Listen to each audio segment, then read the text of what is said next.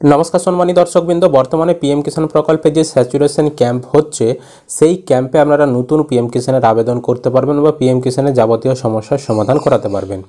तो सेई कैम्पे बर्तमाने आपनादेरके आवेदन करार जन्य कि शर्त पालन करते हबे एछाड़ाओ कि कागजपत्र निये जेते हबे एबारे बर्तमाने पीएम किसानेर ओई कैम्पे आवेदन करार जन्य विस्तारित जानाबो आजकेर एई भिडियोते। भिडियो भालो लागले अवश्यई लाइक करबेन, यूट्यूब थेके देखले चैनलटी सबस्क्राइब करबेन और जारा फेसबुक थेके देखछेन पेजटी फलो करते भुलबेन ना। जे सकल कृषकरा जानेन ना तादेरके बोले राखी बर्तमाने सरकारेर तरफ थेके पीएम किसान सैचुरेशन कैम्प बोले एकटी नतून उद्योग नेওয়া হয়েছে যেখানে पीएम किसान प्रकल्पेर साहाज्य प्रत्येकटी कृषकके देওয়ার জন্য उद्योग नेওয়া হয়েছে। এই ক্যাম্পটা 15 জানুয়ারি পর্যন্ত চলবে এবং আরও জানার জন্য पीएम किसान scheme farmer can contact the village nodal officer, আপনাদের গ্রামের যে নোডাল অফিসার রয়েছেন তার সঙ্গে যোগাযোগ করতে পারেন বা আপনারা সিএসসি সেন্টারে বা ব্লক অফিস ফর রেজিস্ট্রেশন সেখানে যোগাযোগ করতে পারেন।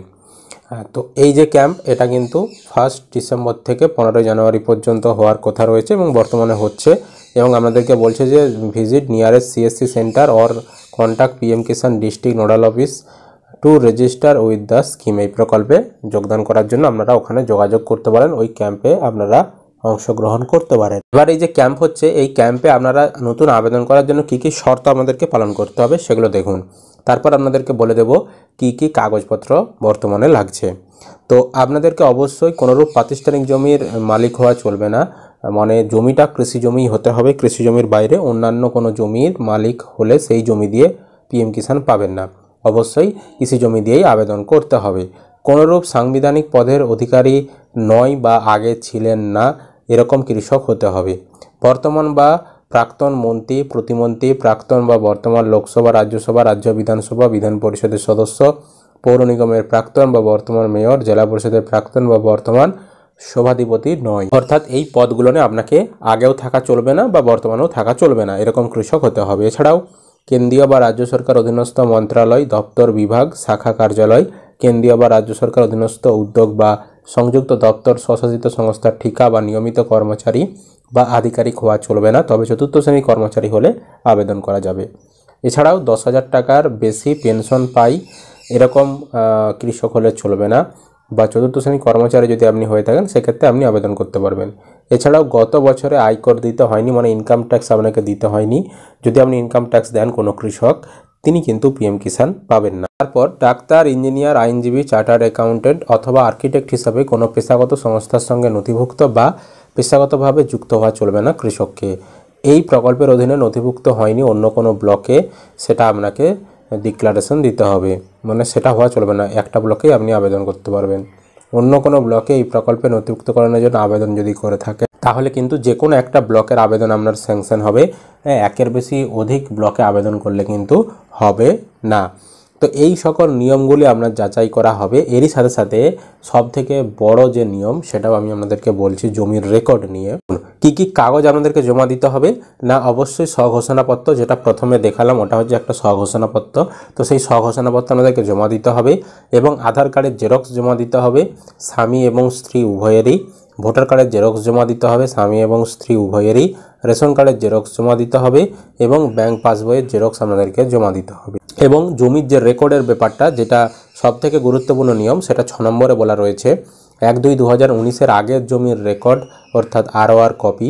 যদি রেকর্ড 1-2-2019-এর পরে হয় তবে রেকর্ডের সহিত সংশ্লিষ্ট অঞ্চল প্রধানের সার্টিফিকেট, এত দ্বারা শংসাপত্র দেওয়া যায় যে নাম, পিতার নাম, গ্রাম, পোস্ট, থানা, জেলা, এত এর বাসিন্দা, তার এখানে পিতা বা মাতা বা স্বামীর নাম এবং এখানে কত সালে গত হয়েছেন মানে পরলোক গমন করেছেন এবং উনি পিতা মাতা স্বামী এর জমি উত্তরাধিকার সূত্রে পেয়েছেন। মানে মূল বিষয় যেটা আপনাদেরকে এই জমির ক্ষেত্রে মানতে হবে, অবশ্যই আপনার যদি কিনা জমি হয় বা কেউ আপনাকে দান করে থাকে সেক্ষেত্রে কিন্তু আপনার জমির রেকর্ড যদি 1-2-2019-এর পরে আপনি করে থাকেন তাহলে সেই জমি দিয়ে পিএম কিষাণ পাচ্ছেন না, আপনাকে 1-2-2019-এর আগের জমি দিয়েই পিএম কিষাণ করতে হবে।